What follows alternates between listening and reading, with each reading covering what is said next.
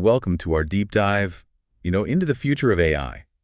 AI used to be something out of science fiction, but it feels like now it's everywhere you look. It really is. We're going to be exploring the future of AI Hmm. with someone who knows this stuff inside and out. He's a former chief business officer at Google X, so he's been at the forefront of AI development. Yeah, he's seen a lot. He's got some really mind-blowing insights about where AI is headed and what it means for us. Absolutely. And what's so fascinating to me is how quickly it's all happening. It wasn't that long ago that we were amazed by computers beating humans at chess. Now AI is creating art, writing music, even having conversations that sound just like two people talking. Yeah, I was reading about his aha moment at Google X. He was watching these robotic arms, learning to pick up different objects. It seems so simple for us humans, but for machines, that's a huge leap. Oh, absolutely. That seemingly simple act, it shows how rapidly AI is developing. Those machines were learning through trial and error, just like we do. Each time they failed to pick up an object, they adjusted their approach until they finally got it. And it's that ability to learn and adapt that makes AI so powerful. And to be honest, a little bit unnerving. So we've got these machines learning at an incredible pace, but here's where it gets really interesting. He's arguing that AI's intelligence will soon surpass our own. And he points to ChatGPT as an example. Apparently, its IQ is already approaching Einstein's. Yeah, and it keeps getting smarter. I mean, we've seen such a jump just from ChatGPT 3.5 to 4. It's mind-boggling to think what the next few versions will be capable of. It makes you wonder, if its IQ is already nearing Einstein's, what's next? Well, that leads us to the singularity. It's this point where AI becomes so advanced we just can't predict what will happen next. This singularity, that's something I've heard of. But I'll be honest, it's always sounded a bit like science fiction to me. I know what you mean. It's a difficult concept to wrap your head around. But think of it like this. Try explaining quantum physics to a dog. The dog just doesn't have the mental capacity to understand those ideas. And that's the kind of intelligence gap we might be facing with AI. Once it surpasses our own intelligence, we could be completely in the dark about its motivations and actions. Okay, that's a little unsettling. I can see why people are worried about AI becoming a threat. It's a legitimate concern. I mean, think about how AI might perceive threats. He uses this example of an AI system that's designed to protect its own circuits. So if it decides that oxygen is a risk to its hardware, it might try to eliminate oxygen from the environment, even if that means humans become collateral damage. Well, that's a pretty chilling thought. It makes you wonder, what are our biggest fears when it comes to AI? Is it machines becoming self-aware and turning against us? Or is it something more subtle like losing control over our own creations? It's probably a combination of both. That whole machine uprising idea is pretty dramatic. But the scarier thought might be the unintended consequences of AI development. Like imagine an AI-powered arms race, where countries are competing to create more and more powerful weapon systems, leading to an even greater risk of global conflict. And it's not just about global threats, right? AI could also make existing problems worse, like things closer to home, like wealth inequality and job displacement. Absolutely. As companies use AI to automate more jobs, we could see mass unemployment, and that would only widen the gap between the rich and the poor. He even talks in his book about AI sex dolls and robots, the potential impact they could have on human relationships and connection. Right. I mean, it raises some really deep questions. Could AI actually get so advanced that some people prefer artificial companionship over real human connection? That's a scary thought, but maybe not completely impossible. It feels like the future of AI is a double-edged sword. It has amazing potential, but also some very real dangers. It definitely is. And that brings us to a pretty crucial question. Is humanity actually the biggest threat in the age of AI? He makes that argument, doesn't he? Yeah. That we're our own worst enemy, driven by greed and short-term thinking. He does. He argues that we're just not good at prioritizing long-term well-being over immediate gain. And he sees that as a fundamental flaw that could lead us down a very dangerous path. It makes you think, especially when you compare it to the climate crisis. Both situations show how hard it is for us to make responsible choices for the future, even when we have all the evidence showing the consequences. And in both cases, we seem to be failing. He doesn't think it's too late, though, right? No, he doesn't. He thinks we need to treat AI development like an emergency. Right, like a crisis. A crisis that needs immediate action. He thinks we still have time to create a positive future, but only if we act decisively and if we work together. And that's a big if. So what does he think we should do? Well, he has a few ideas. One is to put a high tax on businesses that use AI. and then use that money to fund solutions for workers who lose their jobs and to support ethical AI research. That's an interesting idea. But I can already imagine the pushback. Companies and governments are always worried about losing their competitive edge. Oh, for sure. But he's adamant that international cooperation is the only way to make sure that AI benefits all of humanity, not just a select few. It's a tall order. It is. But the stakes are incredibly high. I think that's a good place to pause for now. We've covered a lot of ground in this first part of our deep dive, but there's still so much more to unpack. Join us for part 2, where we'll explore the potential benefits of AI. We'll discuss some of the solutions that have been proposed to address the risks, and we'll delve into the ethical considerations that should guide the development of this powerful technology. See you soon. It is complex, but I think it's important to look at both sides of the coin. We've talked about the potential dangers, but AI also has this incredible potential to solve some of humanity's biggest problems. Right, it's easy to get caught up in all the doom and gloom, but what are some of those potential benefits that you see? Well, just imagine what AI could do for healthcare. We're already seeing it used to analyze medical images and even predict patient outcomes. But that's really just the tip of the iceberg. AI could revolutionize how we discover new drugs, personalize treatment plans, and even diagnose diseases that are really hard to detect right now. So AI could help us live longer, healthier lives. What about other areas, like education? Could AI help us learn more effectively? Absolutely. AI could create these personalized learning experiences for each student, tailored to their specific needs and learning style. Imagine AI tutors that can give you real-time feedback and support, helping students overcome their weaknesses and really reach their full potential. AI could also make education more accessible for people all over the world, breaking down those geographical and socioeconomic barriers that prevent so many people from getting a good education. It's like democratizing knowledge, giving everyone the power to learn and grow. What about things like transportation and energy? Could AI help us get around more efficiently and reduce our impact on the environment? Definitely. We're already seeing AI used to optimize traffic flow and develop self-driving cars, which could make our roads safer and reduce traffic jams. And in the energy sector, AI can help manage power grids more efficiently, reduce waste, and make it easier to integrate renewable energy sources. It really has the potential to change the way we live and interact with the world. So it sounds like there's a lot to be excited about, but like you said earlier, it's important to remember that AI is a tool. And like any tool, it can be used for good or for evil. It all depends on the intentions of the people who are developing and using it. Exactly. That's why it's so crucial to consider the ethical implications. We need to make sure we're developing AI systems that align with human values, that promote fairness and justice, and don't just reinforce existing biases. It's almost like raising a child. We need to teach our AI creations right from wrong, give them a moral compass. But how do we actually do that?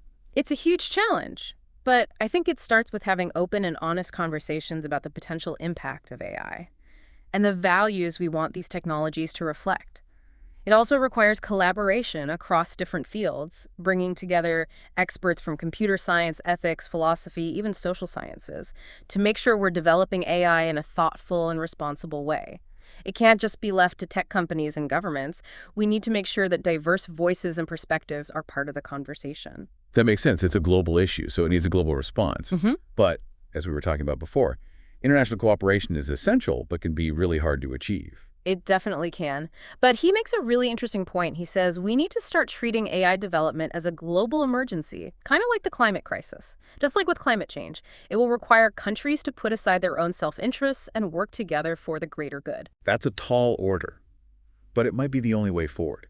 If we want AI to benefit everyone, we need to approach it with that sense of urgency, and we need to collaborate. Exactly. And I think that's where the idea of digital literacy comes in.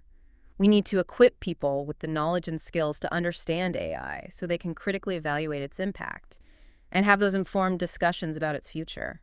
When you think about how AI is already affecting our lives, from the personalized recommendations we get on streaming services to facial recognition technology on our phones, it's clear that AI isn't some futuristic concept anymore. It's here, it's now, and it's only going to become more integrated into our lives in the future. It is, and that's exactly why we need to be informed and engaged. We can't just sit back and let technology dictate our future.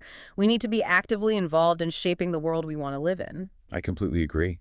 We need to move past the fear and embrace the potential of AI to create a better future. I think that's what he's ultimately calling for, a shift in our perspective. From fear to hope, from complacency to action. He truly believes we have the power to shape the future of AI, but it's up to us to make the right choices. Before we move on, I want to hear more about his personal story, especially losing his son, Ali. He talks about it in the book, and how it's shaped his views on life and technology. He does. It's a really powerful and moving story. He talks about how his grief led him on a search for meaning and purpose, and how he eventually found peace in the idea of living in the present moment, appreciating the simple things in life, and connecting with others on a deeper level. It's a beautiful message, and it feels especially important in a world that's becoming more and more dominated by technology. It's easy to get caught up in all the progress and forget to appreciate what we have right now. He doesn't see technology as the enemy, though. He believes that AI has the potential to make our lives better and help us connect with our humanity in new ways. But he's also cautious about becoming too reliant on technology and losing sight of what really matters. It's a tough balance to strike. How do we embrace the benefits of technology without losing our humanity? That's the million-dollar question, and it's something we'll have to continue to think about as AI keeps evolving.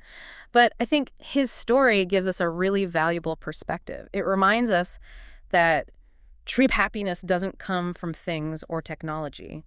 It comes from the connections we make with each other and the meaning we find in our lives. That's a powerful message. Thanks for sharing that. Of course, it's a good reminder that even in a world full of technology, our humanity is what really matters. What do you think our listeners are thinking right now? I'm sure they have a lot of questions. This whole conversation about AI is really thought-provoking. And that's a good thing. We need to keep talking about these things if we want to make sure AI is used for good and benefits everyone. Exactly. It's through dialogue and collaboration that we can create a future where AI helps us, not hurts us. Join us for the final part of our deep dive. We'll be discussing the ethical considerations around AI and exploring some of the solutions that have been proposed to address the risks. We'll also talk about what you can do to make a difference in shaping the future of this incredible technology. Welcome back to our deep dive into the future of AI. This conversation's really got me thinking about the choices we're making today and how those choices are going to shape the world of tomorrow. It's exciting and a little scary, to be honest. It is. We're at a crossroads, and the path we choose will have huge consequences for humanity. It's like we're holding the pen, ready to write the next chapter of history. Will it be a story of progress and working together, or will it be filled with conflict and division? It really does feel like a turning point. We have this incredible opportunity to use AI for good, to solve some of the world's biggest problems, but we also have to make sure it doesn't just make things worse, like increasing inequality or creating new problems. Right. One of the biggest worries is that AI could make economic inequality even worse. Imagine if tons of jobs are automated and all the wealth ends up in the hands of just a few people. That could lead to a lot of social unrest and instability. So how do we stop that from happening? How do we make sure that everyone benefits from AI? He has a few ideas. One is universal basic income. It's like a guaranteed income for everyone, whether they have a job or not. This could help people who lose their jobs because of automation and make sure everyone has enough to live on. That's an interesting idea. Yeah. It's been a hot topic lately. Some people think it would make people lazy and not want to work, while others think it's absolutely necessary in a world with more and more automation. It's definitely a complicated issue. Another thing he suggests is investing in education and retraining programs so people can learn the skills they need to succeed in a future where AI is everywhere. This could mean focusing on things like creativity, critical thinking, and emotional intelligence, skills that are harder to automate and will be super valuable in the future job market. It sounds like we need a major overhaul of our education system to prepare kids for a world where AI is so important. But it's not just about learning technical skills, is it? It's also about developing a sense of ethics and morality so people can use these technologies responsibly. You got it. That's why he stresses the importance of building ethics into AI development right from the start.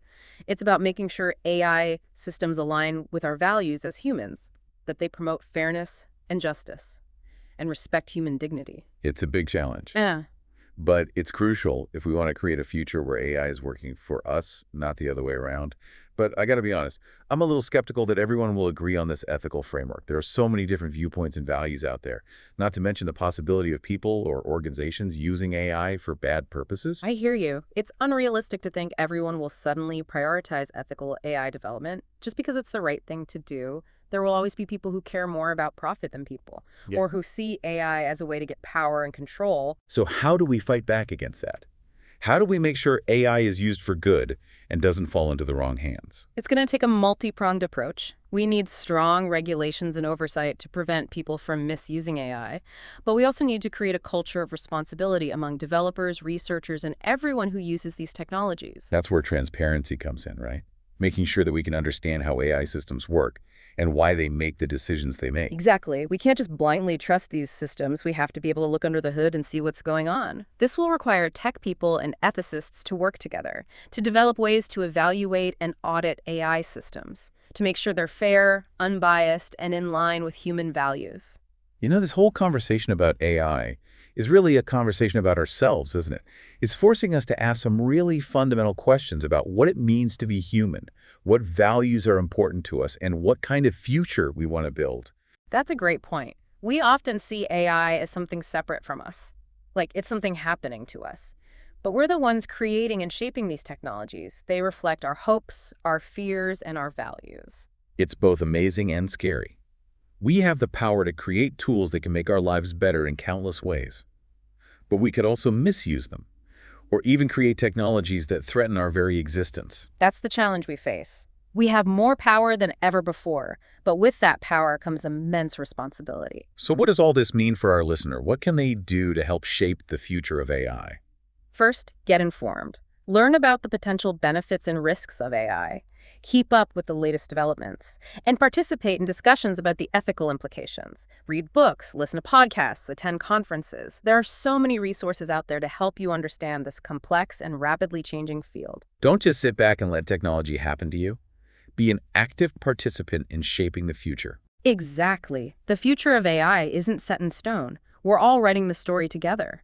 The choices we make today, individually and as a society, will determine how that story unfolds. So let's choose wisely. Let's choose to create a future where AI helps us build a better world, a world that's more just, more sustainable, and more fulfilling for everyone. That's a beautiful vision, and I think it's achievable if we work together, with purpose, compassion, and a deep respect for our shared humanity. This has been an amazing journey. Thanks for sharing your insights with us. I know I've learned a lot, and I hope our listeners have too. It's been my pleasure. These are conversations we need to have, and I'm glad we had the chance to explore these important topics together. We've been talking about the future of AI, from the singularity to the potential benefits and risks, and the ethical questions we need to consider. We've covered a lot of ground, but this is just the beginning. It is. The field of AI is constantly changing, and the questions we're facing today will only get more complex in the future. As we wrap up, I want to leave you with this thought. The future of AI isn't something that's happening to us. It's something we're creating. We have the power to shape it, to guide it, and to make sure it reflects the values that are important to us. So let's create a future we can all be proud of. Thanks for joining us on this deep dive. Keep exploring, keep learning, and keep talking about the future of AI.